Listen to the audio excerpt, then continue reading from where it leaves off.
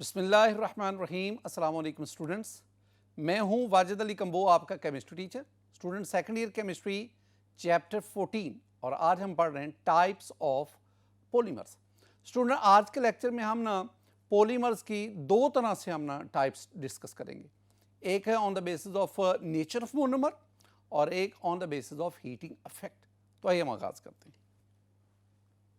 My dear student, types of polymers, the polymers are classified in a number of ways। आप polymers को different way से classify कर सकते हैं। जैसे कि लास्ट लेक्चर में मैंने आपसे कहा कि आप स्ट्रक्चर की बेस पे क्लासीफाई कर सकते हैं, मोनोमर की नेचर की बेस पे, हीटिंग इफेक्ट की बेस पे, पॉलीमराइजेशन या सिंथेसिस की बेस पे आप ना जो पॉलीमर इनको क्लासीफाई कर सकते हैं। आज हम पढ़ेंगे classification of polymers on the basis of nature of monomers.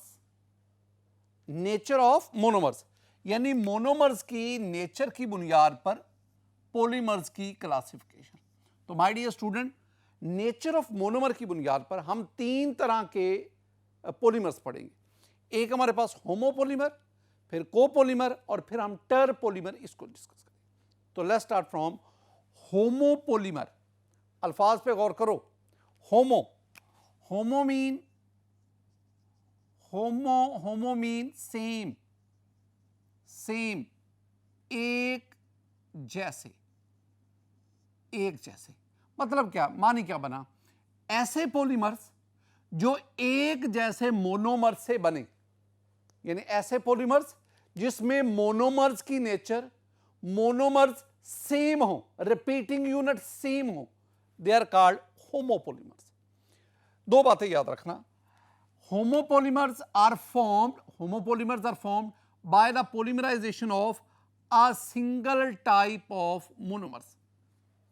एक ही किस्म के मोनोमर्स पॉलीमराइज होकर होमोपॉलीमर्स बनाते हैं। और एक और भी बात याद रखो कि these polymers are formed through addition polymerization। ये एडिशन पॉलीमराइजेशन से बनते हैं। हम ना ये पॉलीमराइज सिंथेसिस ऑफ पॉलीमर्स जैसे हम पॉलीमराइजेशन कहते हैं। हम स्टूडेंट दो तरह की पॉलीमराइजेशन पढ़ेंगे। एक हम पढ़ेंगे एडिशन पॉलीमराइजेशन, एक हम पढ़ेंगे कंडेंसेशन पॉलीमराइजेशन। तो जो होमोपॉलीमर्स है they are formed by addition polymerization. Example मेरे पास आ गई, polymerization of vinyl acetate. This one is the vinyl acetate. पहले इस पे स्ट्रक्चर पे गौर करा। माय डियर स्टूडेंट, मैं आपको कई दफा बता चुका हूं कि आप इथीन ले, इथीन से एक हाइड्रोजन निकालें, आपके पास विनाइल बना। अब ये ध्यान में रखना है, CH2 double bond CH bond, this one is the vinyl. अब दूसरी बात, ये आपके पास एस्टिक एसिड है, CH3 C double bond OH, this one is the acetic acid. जब आप एस्टिक एसिड का हाइड्रोजन रिमूव करके इसको विनाइल ग्रुप से लगाएंगे ना, तो आपके पास ये बनेगा विनाइल एसीटेट। Vinyl acetate. अब आप ना विनाइल एसीटेट लें, N mean a large number of vinyl acetate. इसकी पॉलीमराइजेशन करवाएं। कौन सी? Addition polymerisation. कैसे होती है ये नेक्स्ट लेक्चर में हम डिस्कस करेंगे। तो जब आप ये आपके पास आ गया, this one is vinyl, this one is vinyl acetate. इसकी पॉलीमराइजेशन करवाई। अब जो पॉलीमर बनेगा that is called polyvinyl acetate. ये विनाइल एसीटेट पॉलीमराइजेशन से जो पॉलीमर बना, this one is the monomer. ये मोनोमर आगे रिपीट और पॉलीमर बना। अच्छा, कैसे लिखेंगे? देखो, आपने काम करो, मैं आपको समझाने की खातिर स्टूडेंट, ये है CH2 डबल बॉन्ड CH। कुछ देर के लिए आपको इसको यूं ही लिखी, OCO CH3। ये आपने यही वाला लिख दिया। एक दफा फिर लिख दो, CH2 डबल बॉन्ड CH और ये आपके पास OCO CH3। एक दफा फिर लिख लो, जगह है तो लिख लें, CH2 double bond CH OCO CH3। मैंने 3 दफा ले। अब आपने काम भला क्या करना है, आपने ये जो डबल बॉन्ड है ना, इसको खत्म कर दो। इसकी जगह पे सिंगल बॉन्ड लो और इधर बॉन्ड एक्सटेंड करो, डबल बॉन्ड खत्म करो, इसकी जगह पे सिंगल बॉन्ड लो, इधर ये बॉन्ड और इधर एक्सटेंड कर दो, डबल बॉन्ड है ना, इसको खत्म करो, इसकी जगह पे सिंगल बॉन्ड लो, इधर और इधर बॉन्ड को क्या करो, एक्सटेंड करो। अब एक बात याद रखना स्टूडेंट, आपने विनाइल एसीटेट n नंबर लिए, आपके पास ये आपस में अरेंज होते जाते हैं, ये आपस में एडिशन पॉलीमराइजेशन से आपस में जुड़ते जाते हैं, आपके पास एक लार्ज मॉलिक्यूल बनता है, दैट इज अ पॉलीमर, और उसका नाम क्या बनेगा, that is called polyvinyl acetate, PVA, polyvinyl acetate. अच्छा, थोड़ी सी एहतियात की खातिर आप ये करें, आप ना यहां से ये ब्रैकेट डाल दें और यहां पे ये ब्रैकेट डाल दें और आप यहां पे n लिख लें, सिंपल सा n-1 भी लिखा जाता है, लेकिन बहरहाल ये आपके पास ना, this one is the polymer, ये आपके पास पॉलीमर बना, नाम इसका क्या है, पॉलीविनाइल एसीटेट। ये जो इतना मैंने ब्रैकेट के अंदर लिखा ना, this one is a repeating unit, ये जो मैंने लिखा है this one is a repeating unit. My dear student, ये रिपीटिंग यूनिट, ये अब ये जो पॉलीमर बना ना आपके पास, ये एक किस्म के मोनोमर से बना, it is found by a single type of monomers. तो ऐसा पॉलीमर जिसमें एक ही किस्म के मोनोमर हों, दैट इज कॉल्ड होमोपॉलीमर, उसको हम क्या कहेंगे, होमोपॉलीमर। माय डियर स्टूडेंट, आप इसको ना इस तरह भी रिप्रेजेंट कर सकते हैं, ये ऊपर आप देखेंगे ना, तो इसमें ये सारे के सारे एक जैसे मोनोमर्स है, इसमें ये आपके पास रिपीटिंग यूनिट आ गया और ये आपके पास पॉलीमर की शक्ल आ गई, इसको गौर से, ये इसकी रिप्रेजेंटेशन। माय डियर स्टूडेंट, मेरे पास और भी एग्जांपल्स हैं, एग्जाम्पल में अगर आप देखेंगे तो ये मेरे पास है होमोपॉलीमर, ये पॉलीथीन है, पॉलीथीन या पॉलीएथिलीन भी हम इसे कहते हैं। माय डियर स्टूडेंट, ये उसका मोनोमर है और इसका मोनोमर क्या है, ईथीन है। ये आपके पास जो है ये पीवीसी है, पॉलीविनाइल क्लोराइड, ये एक होमोपॉलीमर है और इसका जो मोनोमर आएगा दैट इज विनाइल क्लोराइड, ये विनाइल क्लोराइड है। स्टूडेंट बिल्कुल इसी तरह this one is the polystyrene, polystyrene is a homopolymer, एक पॉलीमर है लेकिन ये होमोपॉलीमर है और इसका जो मोनोमर है that is the styrene. Similarly you have the polyacrylonitrile, जिसे हम पेन भी कहते हैं, और ये इसका मोनोमर है। बिल्कुल इसी तरह this one is the Teflon, Teflon, और ये उसका मोनोमर है। तो मैंने ये जो इधर सारे पॉलीमर्स लिए, all these polymers consist of a single kind of monomer, all these polymers are homopolymers, और इनके मैंने इधर ये सारे के सारे मोनोमर्स लिए। My dear student, nature of monomer की बेस पे पहले तो आ गए होमोपॉलीमर, अब हम आगे बढ़ते हैं और दूसरा हमारे पास क्या है, कोपॉलीमर। अब उसको देखते हैं जी स्टूडेंट। अब दूसरी जो हमारे पास type I that is the copolymer. Co का मतलब क्या है, इकट्ठा, दो को मिलाना, इकट्ठा, दो चीजों को मिलाना। मैं इसको यूं लिखूंगा कंबाइनिंग टुगेदर, मैं इंग्लिश में लिख देता हूं इसके, कंबाइनिंग टुगेदर, इसे हम कहते हैं copolymers, polymers which are formed by polymerization of two different monomers together, दो मुख्तलिफ किस्म के मोनोमर्स आप लीजिए, एक ये मोनोमर है, एक ये मोनोमर है। दिस मोनोमर अभी हम पढ़ के आए, vinyl acetate, this one is, अभी हमने इसको पढ़ा है, this one is vinyl acetate, this one is butyl मैलिएट, बल्कि ये डाइब्यूटाइल मैलिएट है, ये आपके पास। ये दो चीजें आपके पास आ गई, विनाइल एसीटेट और ये ब्यूटाइल। अब नहीं, ये दो मुख्तलिफ किस्म के मोनोमर्स हैं, ये आपस में कंबाइन होंगे, आपके पास एक पॉलीमर बनेगा। कैसे बनेगा वो अभी मैं आपको समझाता हूं। ऐसा पॉलीमर जो दो मुख्तलिफ किस्म के मोनोमर से बनेगा, दैट इज कॉल्ड कोपॉलीमर। इसे हम क्या कहेंगे? This one is called copolymer. Copolymers are formed through condensation polymerisation.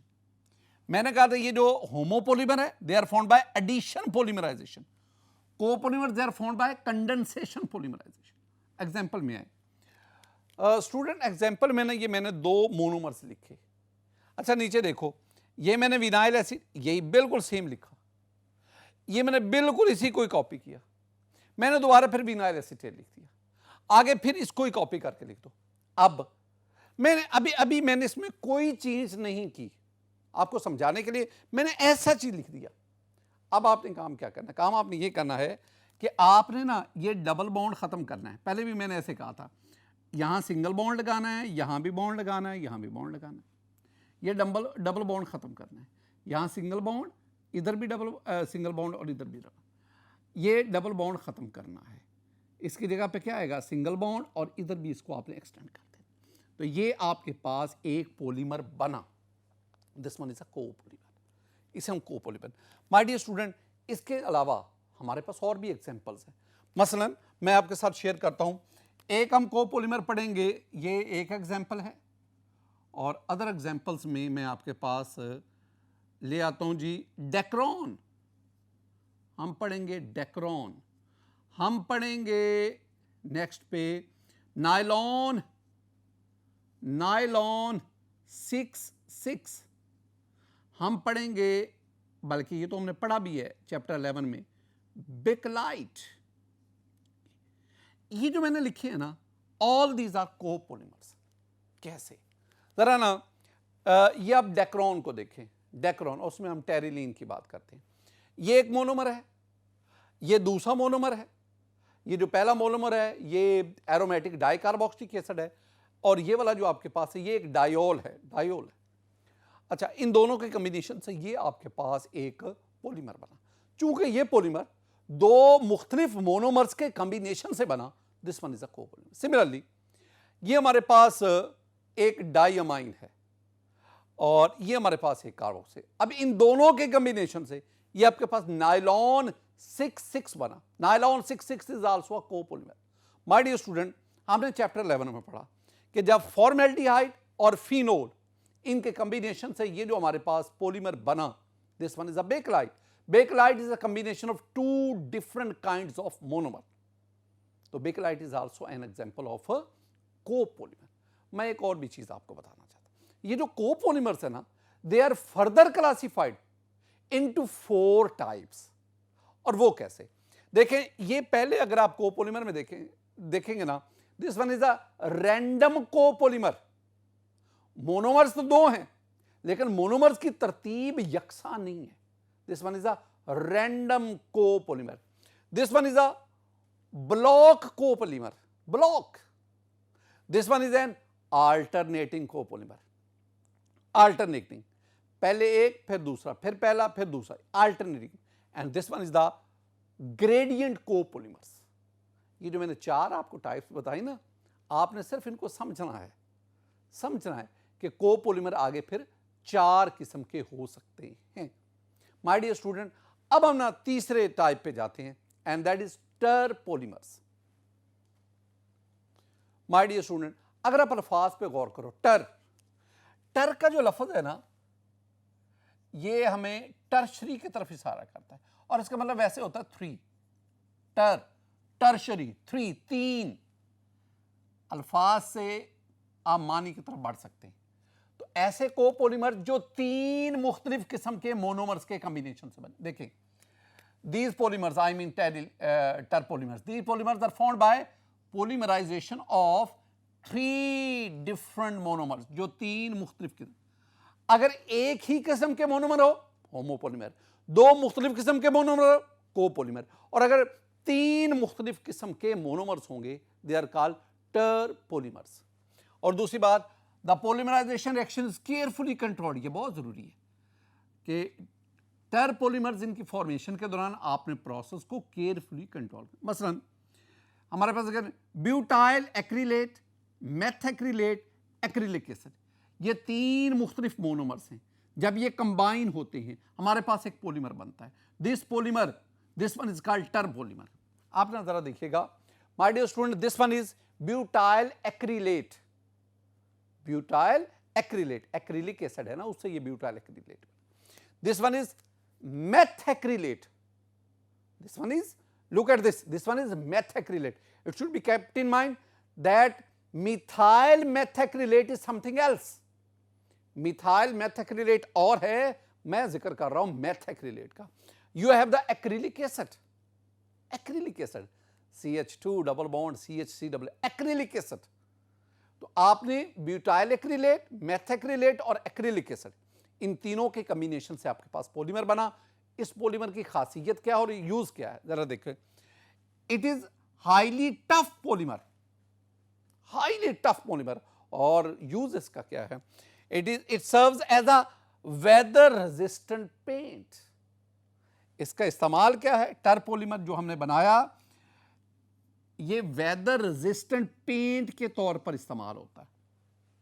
This one is the weather resistant paint, जो दीवारों को, जो किसी भी आर्टिकल को मौसम की शिद्दत से बचाता है, बारिशों से बचाता है, गर्मी से बचाता है, इन्वायरमेंटल इफेक्ट उससे महफूज रखता है उस article. That is called weather resistant paint. और उनकी मैन्युफैक्चरिंग में ये जो हमने पॉलीमर का, टरपोलीमर का, ये यूज होता है।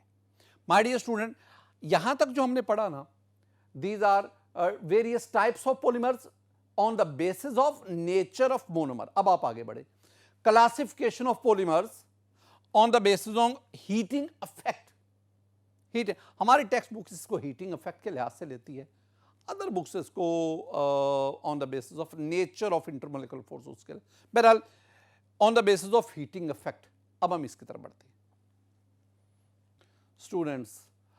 हीटिंग इफेक्ट की बुनियाद पर 2 तरह के पॉलीमर्स होते हैं। First one is thermoplastic polymer, the second one is thermosetting polymers. पहले ये कहा जाता था कि सारे के सारे जो पॉलीमर्स है ना, दे आर प्लास्टिक, लेकिन और उसी के नेम पे थर्मोप्लास्टिक। लेकिन बाद में पता चला नहीं, कुछ ऐसे भी पॉलीमर्स हैं जिनकी नेचर, जिनकी प्रॉपर्टीज प्लास्टिक जैसी नहीं है, दे आर कॉल्ड थर्मोसेटिंग। ये जो ना दोनों में डिफरेंस, कि थर्मोप्लास्टिक और थर्मोसेटिंग पॉलीमर्स में डिफरेंस क्या है, एग्जामिनेशन पॉइंट ऑफ व्यू से this one is very very very important question. मैं ये लिखूंगा कि this one is V raise power infinity important question, बहुत बहुत अहम एग्जामिनेशन पॉइंट ऑफ व्यू से। मैं ना जो हमारी टेक्स्ट बुक्स है ना, टेक्स्ट बुक से ज्यादा बातें आपको बताना चाहूंगा, ताकि आपका ना ये अगर शॉर्ट आंसर क्वेश्चन आता है तो आपका एक आधा नंबर भी ना कटे, आपको पूरे पूरे नंबर मिले। थर्मोप्लास्टिक ज़हन में रखना है, थर्मोप्लास्टिक पॉलीमर्स, जब तो प्लास्टिक आम जो आप घर में जो मुख्तलिफ जो आर्टिकल, जो बर्तन वगैरह वो प्लास्टिक है, वो इसी थर्मोप्लास्टिक से बने होते हैं। देखें, become soften repeatedly on heating and harden when cooled. ये तो हम आम ना प्लास्टिक की एक प्रॉपर्टी देखते हैं कि जब हम प्लास्टिक को हीट करते हैं तो वो सॉफ्ट हो जाता है, और जब हम उसको ठंडा करते हैं तो वो हार्ड हो जाता है। ये हमारी सराउंडिंग में जो प्लास्टिक्स हैं उनकी ये प्रॉपर्टी है, हीट करेंगे सॉफ्ट हो जाएंगे, अगर आप उनको ठंडा करेंगे हार्ड हो जाएंगे। अगर कोई पॉलीमर ये बिहेवियर शो करे तो that is called thermoplastic polymer. लेकिन अगर कोई polymer becomes hard on heating, ये हीट करने पर सॉफ्ट हो गए, कूल करने पर हार्ड हुए, लेकिन ये क्या है, हीट करने पर सॉफ्ट नहीं हुए, हार्ड हो गए, and can not be soften again. मजीद हीट करोगे ये डीकंपोज हो जाएगा, वो चीज रहेगी नहीं जो आपके पास पहले थी। ये पहला डिफरेंस है। दूसरे पे आए, they can be remoulded, recast and reshaped. Remould, पिघला के दोबारा उसको नई शक्ल में लाना, रीशेप जिसे, रिकास्टिंग जिसे हम कहते हैं, ये इनकी खूबी है। यानी आपके पास ना अगर ये जो थर्मोप्लास्टिक पॉलीमर, आप इसकी रिसाइकलिंग कर सकते हैं, रीयूज कर सकते हैं। वो कैसे? आप इनको हीट करेंगे, हीट करने पर ये मेल्ट कर जाएंगे और जब मोल्टन स्टेट में आएंगे आप इसको नए सांचे में ढाल सकते हैं, इनको रीमाउल्ड कर सकते हैं, इसलिए वो नई शक्ल, उसी का रिसाइकलिंग करके आप उसका रीयूज कर सकते हैं। थर्मोप्लास्टिक पॉलीमर की बात करें।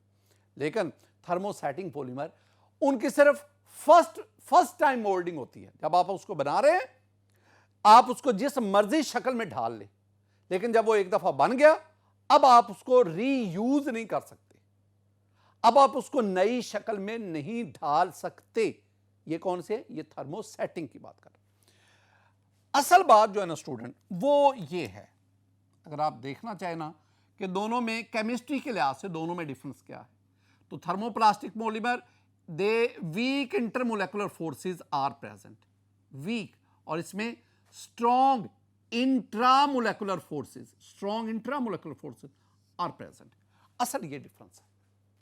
अगर आप देखेंगे ना, ये मेरे पास ना थर्मोप्लास्टिक पॉलीमर, उसका स्ट्रक्चर है, आपके पास ये चेन है, पॉलीमर चेन है, और इन चेन्स के दरमियान वीक इंटरमोलेकुलर फोर्सेस, जो कि डाइपोल इंड्यूस्ड डाइपोल फोर्सेस भी हो सकती हैं, जो कि हाइड्रोजन बॉन्डिंग भी हो सकती है। लेकिन ये जो हाइड्रोजन बॉन्डिंग है, डाइपोल फोर्सेस हैं, डाइपोल इंड्यूस्ड डाइपोल फोर्सेस हैं, all these are considered as weak intermolecular forces. जब आप इसको हीट करते हैं ना, हीट करने पर ये वीक इंटरमोलेकुलर फोर्सेस ये आसानी से टूट जाते, ब्रेक हो जाती। ब्रेक होने की वजह से ये लेयर्स एक दूसरे के ऊपर स्लिप कर जाती हैं, और यूं ये थर्मोप्लास्टिक पॉलीमर हीट करने पर ये मेल्ट हो जाता है, और मेल्ट करने पर आप इसको नई शक्ल में रीमोल्ड कर सकते हैं, रीकास्ट, रीशेप कर सकते हैं। इसके बरक्स ये जो आपके पास थर्मोसेटिंग पॉलीमर है, अगर आप इसमें देखेंगे ना, इसमें इसका जो स्ट्रक्चर अगर आप देखेंगे तो ये जो चेन्स के दरमियान इंट्रामोलेकुलर फोर्सेस हैं, particularly the covalent bond is present between the chains of polymer. ये कोवलेंट बॉन्ड है। अगर आप इसको हीट करेंगे ना, हीट करने पर ये कोवलेंट बॉन्ड ब्रेक हो जाएगा बहुत ज्यादा टेम्परेचर पे।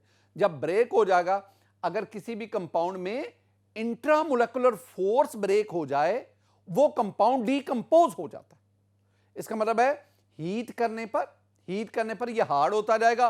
बहुत ज्यादा हीट करेंगे, ये कोवलेंट बॉन्ड इंटरमोलेकुलर फोर्स ये ब्रेक होगी, और जो ये कंपाउंड डीकंपोज हो जाएगा, अपनी असल शक्ल में रहेगा ही नहीं, एक नई चीज बन जाएगी। थर्मोसेटिंग की बात करें। नेक्स्ट पे, less brittle and soluble in some organic solvent. ये कम ब्रिटल है और ये ऑर्गेनिक सॉल्वेंट में सॉल्युबल है। यही बात अगर ऊपर दे रहे, ये लेस ब्रिटल है, they are more brittle and they are insoluble in organic solvent. ये ना दोनों में पॉइंट्स ऑफ डिफरेंसेस ये आपने ज़हन में बिठाने। Student, they are found by addition polymerization. Thermoplastic polymers are found by addition, they have the linear structure. Addition polymerization से बने, they have the linear structure. ये दो बातें ज़हन में बिठाओ, एक ये एडिशन पॉलीमराइजेशन से बने thermoplastic, and second one they have the linear structure. ये दो अहम बातें हैं। And they are found by condensation polymerization, and they have 3-dimensional cross linked structure. ये दो बातें आपने ज़हन में बिठानी है। My dear student, we have a lot of examples. All these are thermoplastic polymers. ये जितने भी मैंने आपके सामने शो किए हैं, all these are thermoplastic polymer. इसमें आपके पास पॉलीथीन है, पीवीसी है, पॉलीविनाइल एसिटाइलिन है, टेफ्लॉन है, और बहुत सारे पॉलीमर्स हैं। ये तमाम पॉलीमर्स हीट करने पर सॉफ्ट होते हैं, कूल करने पर हार्ड होते हैं। ये तमाम जो है ये एडिशन पॉलीमराइजेशन से बनते हैं। ये तमाम पॉलीमर्स जो हैं, इनका structure, they have the linear structure, जिनके दरमियान वीक इंटरमोलेकुलर फोर्सेस पाई जाती है। आप इन सब को नई शक्ल में रिसाइकलिंग आप इनकी कर सकते हैं। ऑन द अदर हैंड, ये जो मेरे पास है ना, जिसमें this one is the bakelite, very important, bakelite. Leo Baekeland ने इसको प्रिपेयर किया था, उसी के नाम पे हम बेकलाइट कहते हैं। This one is urea formaldehyde. ये यूरिया फॉर्मेल्डिहाइड है। My dear student, this one is terylene, polyester है, बहुत इंपॉर्टेंट पॉलिएस्टर है। और इस तरह ये आपके पास एपॉक्सी रेजन्स है, ये और भी इस तरह के। All these are thermosetting polymers. इनको हीट करेंगे, सॉफ्ट नहीं होंगे, हार्ड हो जाएंगे। मजीद रीड करेंगे, मेल्ट नहीं करेंगे, डिकम्पोज हो जाएंगे। इनमें कंडेंसेशन पॉलीमराइजेशन से बने। ये they have 3 dimensional cross link structure. आप इनको रीशेप, रीमाउल्ड नहीं कर सकते। माय डियर स्टूडेंट, आज के इस लेक्चर में मैंने आपको टाइप्स ऑफ पॉलीमर्स ये स्टडी करवाया और मैंने पॉलीमर्स को 2 तरह से क्लासिफाई किया, on the basis of nature of monomers and on the basis of heating effect. मेरी दुआ है कि अल्लाह ताला आप पर अपना फजल फरमाए, अल्लाह ताला आप पर अपना करम फरमाए। अस्सलामु अलैकुम व रहमतुल्लाह।